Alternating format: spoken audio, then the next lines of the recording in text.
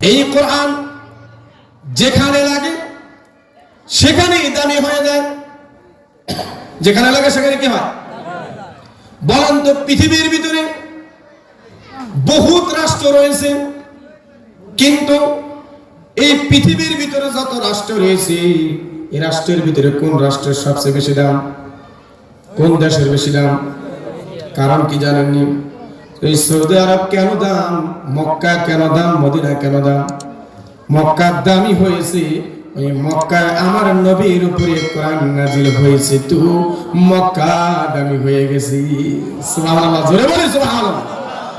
মক্কা দামি হয়েছে, মক্কার নাম ছিল মক্কা, কিন্তু যখন আমার নবীর উপরে কোরআন নাজিল হয়েছে, আমার নবী যখন মক্কায় ছিলেন কোরআন নাজিল হয়েছে, মক্কার নাম হয়ে গেছে মক্কাতুল মুকাররমা। মক্কাতুল মুকাররমা, সম্মানিত মক্কা। কেন হলেন? এই কোরআন মক্কায় নাজিল হয়েছে বিদায় আল্লাহ রাব্বুল আলামিনের কাছে মক্কা দামি হয়ে গেছে। সমস্ত পৃথিবীর সমস্ত মানুষের কাছে মক্কা দামি। ওই জায়গায় গেলে সবাই নিরাপদ। ওই জায়গায় গেলে সবাই নিরাপদ। মক্কা এত দামি, মদিনা কেন দামি? আমার নবী যখন মক্কা থেকে মদিনায় চলে গেলেন, হিজরত করে মদিনায় চলে গেলেন, মদিনায় যাওয়ার পরে নবীর উপরে যখন কোরআন মদিনায় নাজিল হয়েছে, যত সূরা আছে দেখবেন অনেক সূরার শেষে মাদানিয়া লেখা রয়েছে। এই মাদানিয়া লেখার কারণ হলো ওই সূরাটা যেই সূরা মদিনায় নাজিল হয়েছে সেই সূরাটার নাম হলো মাদানিয়া। যেই সূরা মক্কায় নাজিল হয়েছে সেই সূরার নাম হলো মাক্কিয়া। মদিনায় এত দামি কেন? মদিনায় কোরআন নাজিল হয়েছে রে, এই জন্য আমার আল্লাহ তাআলা মদিনাকে দামি বানিয়ে দিয়েছি। সুবহানাল্লাহ, জোরে বলি। আর না পারলে জমায় রাখি পকেটে, বাড়িতে যায় বলো। আরো জোরে বলি সুবহানাল্লাহ। সুবহানাল্লাহ মানে কি? আমার আল্লাহ পবিত্র, আল্লাহর পবিত্রতা ঘোষণা করতেছি, আল্লাহর প্রশংসা করতেছে। ঠিক কিনা কথা বলেন? আল্লাহ যে পবিত্র, তার পবিত্রতা মানুষ আমরা সবাই মিলে ঘোষণা করতেছে। আল্লাহ কি এক এবং পবিত্র। সুবহানাল্লাহ বলি। আমার ভাইরা, শুধু মক্কা মদিনায় দামি বলে ক্ষান্ত নয়। এই কোরআন এসেছে কার মাধ্যমে? জিবরাইল আলাইহিস সালাতু ওয়াস সালামের মাধ্যমে। যত ফেরেশতা রয়েছে তার ভিতরে চারজন প্রসিদ্ধ ফেরেশতা। কয়জন? জিবরাইল, মিকাইল, আজরাইল, ইসরাফিল। কয়জনের নাম বলা? কয়জনের নাম? এখানে কোনো নেতার নাম আসেনি? কথা কয় না? নাই, নেতার নাম নাই, দলীয়টার নাম নাই, বিরোধী দলের নাম নাই। কয়জন? জিবরাইল, মিকাইল, আজরাইল, ইসরাফিল। আজরাইলের সাথে সবার সাক্ষাৎ হবে সময় হলে, যার যখন সময় হবে তখনই আজরাইল তার সাথে সাক্ষাৎ করবি। ঠিক কিনা কথা বলে?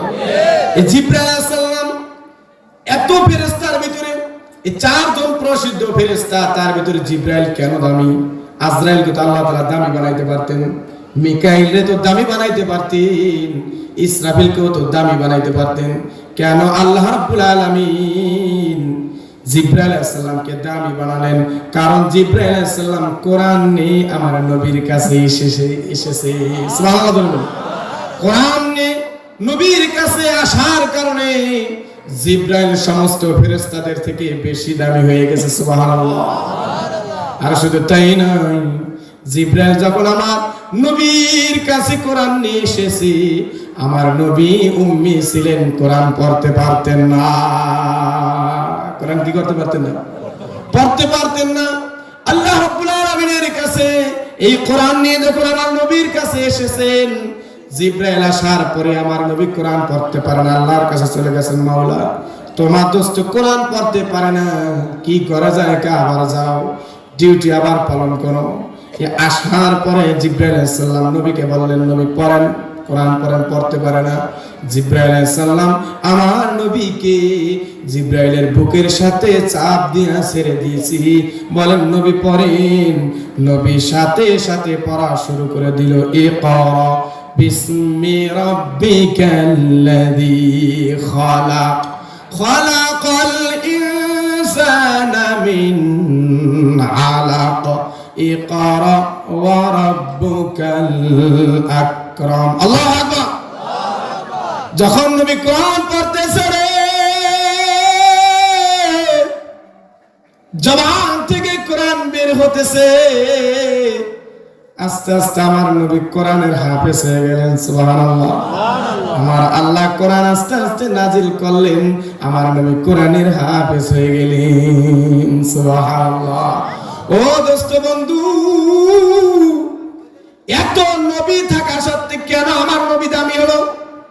দামি হওয়ার একটাই কারণ হলো আমার নবীর উপরে কোরআন নাজিল হয়েছে, অন্য কোন নবীর উপরে কোরআন নাজিল হয় নাই।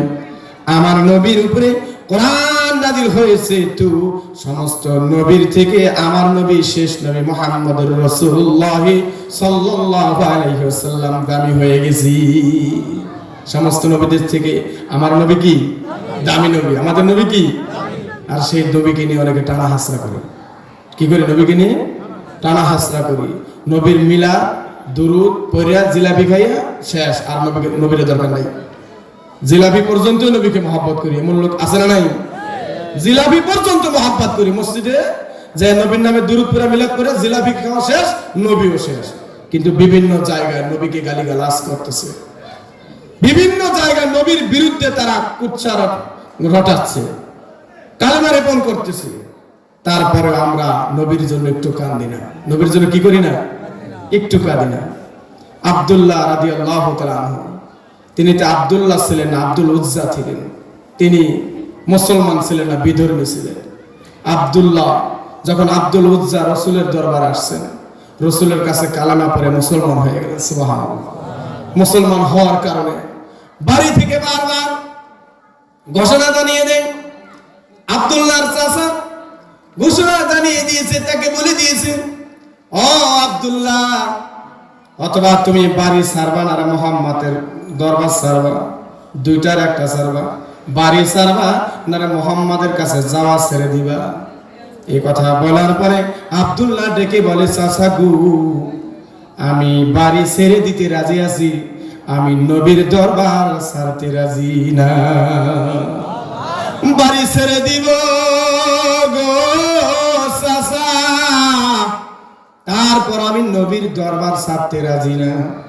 এ কথা বলার পরে বন্ধুরা, ভাইরা আমার, কিতাব সাক্ষী দেয় যে আব্দুল্লাহকে বলা হয়েছে, তুমি আমার বাড়ি থেকে বের হয়ে যাও, যেহেতু মুহাম্মদকে মহব্বত করো, আমার বাড়ি থেকে বের হয়ে যাও।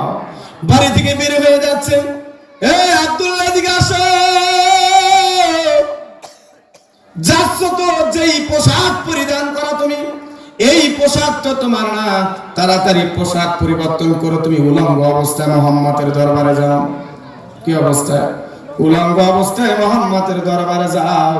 তোমরা যে মুহাম্মদকে অনুসরণ করো, যে মুহাম্মদের কালেমা পড়েছো, যাও যাও সেই মুহাম্মদের কাছে যাও উলঙ্গ অবস্থায়। কিতাবে আছে ওই আব্দুল্লাহকে উলঙ্গ করে ঘর থেকে বের করে দিয়েছে। এমন অবস্থায় আব্দুল্লাহ তার মায়ের কাছে দিয়ে বলে, মা গো, ও মা, চাচা তাড়িয়ে দিল, বাড়ির সবাই তাড়িয়ে দিল উলঙ্গ অবস্থায়। মা গো, তুমি একটা কাপড় দেও, ওই কাপড়টা পরিধান করে আমি নবীর দরবারে চলে যাই, তোমাদের বাড়িতে আর আসবো না, এই বাড়িতে আর আমি থাকবো না। আব্দুল্লাহকে তার মা একটা কাপড় দিলেন, ছোট্ট একটা কাপড় পরিধান করে, ঠান্ডার সময়, শীতের সময় আব্দুল্লাহ পরিধান করে রাসূলের দরওয়াজার সামনে এসে বসে আছে। গভীর রজনী, নবীর দরজার পাশে বসে আছে, কাঁদতেছে। বসে বসে আব্দুল্লাহ থরথর করে কাঁপতেছে।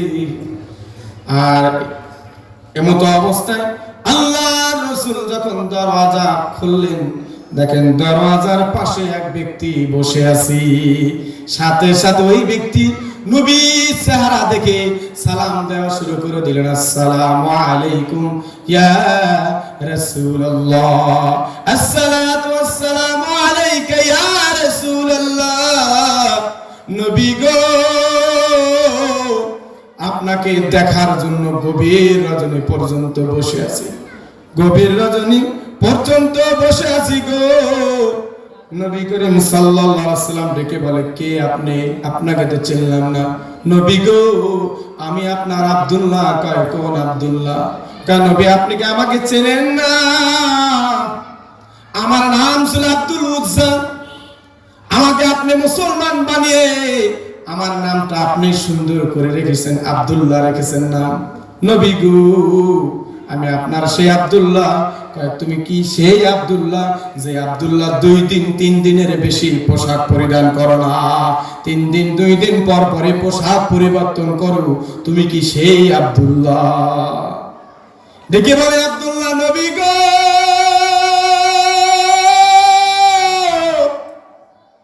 ও নবী গো, আমি সেই আব্দুল্লাহ।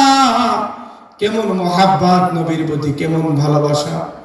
এটা জিলাপি মার্কা মহাব্বত না, প্রকৃত দিল থেকে নবীর প্রতি মহাব্বত। আল্লাহু আকবার। আমার ভাইরা, আল্লাহ রাসূল আব্দুল্লাহকে ডেকে বলেন, আব্দুল্লাহ ঘরে আসো। ও আব্দুল্লাহ ঘরে আসো, নাও নাও আমার পোশাক তুমি পরিধান করো। সুবহানাল্লাহ। নবীর পোশাক আব্দুল্লাহ পরিধান করে আব্দুল্লাহ কি দামি হইয়া যায়। আব্দুল্লাহ পোশাক পরিধান করার পরে নবীকে আস্তে আস্তে বলে, নবী গো, আমার মনে একটা আশা, আমার একটু শহীদ হতে মনে চায়। কি হতে মনে চায়? আমার একটু আল্লাহর রাস্তায় শহীদ হতে মনে চায়। আল্লাহ দেখেন ইজ্জত দেওয়ার মালিক কি? আল্লাহ বলেছেন, ওয়াতুইজ্জু মা তাশাউ ওয়া তুযিল্লু মা তাশাউ বিয়াদিকাল খায়র। ইজ্জতের মালিক কি? আল্লাহ কেমন ইজ্জত দিয়েছে! ঘর থেকে উলঙ্গ করে বেয়াদবির সাথে বের করে দিয়েছে। ইজ্জত দেওয়ার মালিক আল্লাহ। রাজ সিংহাসনে বসে বড় বড় নেতারা বড় বড় গলায় কথা বলছে, ইজ্জতের চেয়ারে বসছিলাম, প্রত্যেকটা কাজ করেছে আমার আল্লাহ বিরোধী। আল্লাহ বলেছেন, ইজ্জত দিয়েছি, এখন আর ওই চেয়ারে বসতে পারবি না। ওয়াতুযিল্লু মা তাশাউ বিয়াদিকাল খায়র। আল্লাহু আকবার। আল্লাহর সাথে সাথে ইজ্জতের চেয়ার থেকে নামিয়ে 17 বছরে এই স্বৈরাচারীকে ইজ্জতের চেয়ার দিয়েছিল আল্লাহ তাআলা। ইজ্জতের চেয়ার থেকে নামিয়ে দিয়েছি। 1 জন 2 জন 3 জন নয়, হাজার হাজার শত শত মানুষের লাশের উপর দিয়ে আমাদেরকে বিপদে ফেলে দিয়ে তিনি নিজে উড়াল দিয়ে পালিয়ে চলে গেছি। ঠিক না কথা বলেন? আপনাদের এই পদ্মা সেতু দিয়ে মানুষ আগে লঞ্চ বা ফেরিতে স্পিড বোটে যাতায়াত করতো। বিভিন্ন জায়গায় শুনছেন না যে স্পিড বোট ডুবে গেছে, শুনছেন না? লঞ্চ ডুবে গেছে, লঞ্চে বহুত মানুষ মারা গেছে।